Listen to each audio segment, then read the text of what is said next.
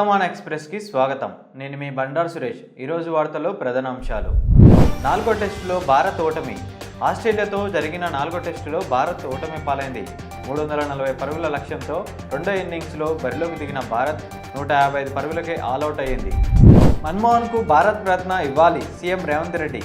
ప్రపంచ గర్వించదగ్గ ఆర్థికవేత్త మన్మోహన్ సింగ్ మృతి దేశానికి తీరని లోటని తెలంగాణ సీఎం రేవంత్ రెడ్డి అన్నారు. శాసనసభలో సంతాప తీర్మానం ప్రవేశపెట్టిన అనంతరం ఆయన మాట్లాడారు. మన్మోహన్ సింగ్కు భారత్ రత్న ఇవ్వాలని ఈ సభ తీర్మానం చేస్తుంది. తూర్పుగోదావరి జిల్లాలో రేవు పార్టీ కలకలం. తూర్పుగోదావరి జిల్లాలో రేవు పార్టీ కలకలం రేగింది. కోరుకొండ మండలం బూరుగుపూడి గేటు సమీపంలోని కళ్యాణ మండపంలో తెల్లవారుజామున రేవు పార్టీపై పోలీసు ప్రత్యేక సిబ్బంది దాడి చేశారు. స్వార్థ సోషల్ మీడియా ఇన్ఫ్లుయెన్సర్ల మాట నమ్మొద్దు సజ్జనర్.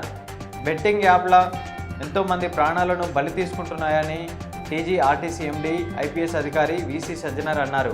కాసులకు కక్కుర్తిపడి వాటికి ప్రచారం చేయొద్దని సోషల్ మీడియా ఇన్ఫ్లుయెన్సర్లకు ఆయన సూచించారు. ఈ మేరకు ఎక్స్లో పోస్టు చేశారు.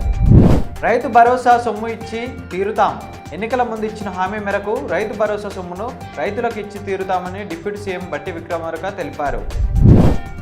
కేసీఆర్ను ఎదుర్కోలేక అక్రమ కేసు. బారాస అధినేత కేసీఆర్ను రాజకీయంగా ఎదుర్కోలేక కాంగ్రెస్ ప్రభుత్వం కేటీఆర్ బారాస శ్రేణులపై అక్రమ కేసులు పెడుతుందని ఎమ్మెల్సీ కల్వకుంట్ల కవిత ఆరోపించారు. తాము తప్పు చేయలేదని ఎన్ని కేసులు పెట్టినా కడిగిన ముత్యంలా బయటికి వస్తామని అన్నారు.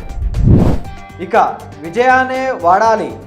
లడ్డు ఇతర ప్రసాదాల తయారీకి వాడే విషయంలో రాష్ట్ర దేవాదాయ శాఖ కీలక నిర్ణయం తీసుకుంది. ఇకపై అన్ని ఆలయాలలో ప్రభుత్వ రంగ సంస్థ విజయ డైరీ నెయ్యిని వాడాలని ఈవోలను ఆదేశించింది. మైక్రోసాఫ్ట్ సీఈఓ సత్యనాదెళ్లతో సీఎం రేవంత్ రెడ్డి భేటీ. మైక్రోసాఫ్ట్ సీఈఓ సత్యనాదెళ్లతో సీఎం రేవంత్ రెడ్డి సమావేశమయ్యారు. ఐటీ శాఖ మంత్రి శ్రీధర్ బాబు, ప్రభుత్వ ప్రధాన కార్యదర్శి శాంతికుమారితో కలిసి సత్యనాదెళ్ల నివాసానికి చేరుకున్నారు. సీఎం ఆయనతో ప్రత్యేకంగా భేటీ అయ్యారు. స్కిల్ యూనివర్సిటీ గురించి ఆయనతో చర్చిస్తున్నట్లు సమాచారం. 8 రోజులుగా బోరుబావిలోనే 3 ఏళ్ల చిన్నారి నరకయాతన.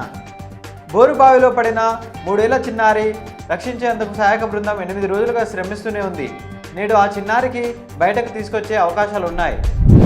జనవరి 2 నుంచి ఆమరణ నిరాహార దీక్ష చేశా ప్రశాంత్ కిషోర్.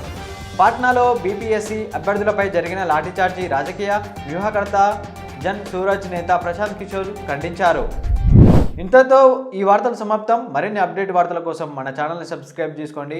మీ అభిప్రాయాలని కామెంట్ రూపంలో తెలియజేయండి. వర్తమాన ఛానల్ని సమాజంలోకి తీసుకెళ్ళండి. Thank you.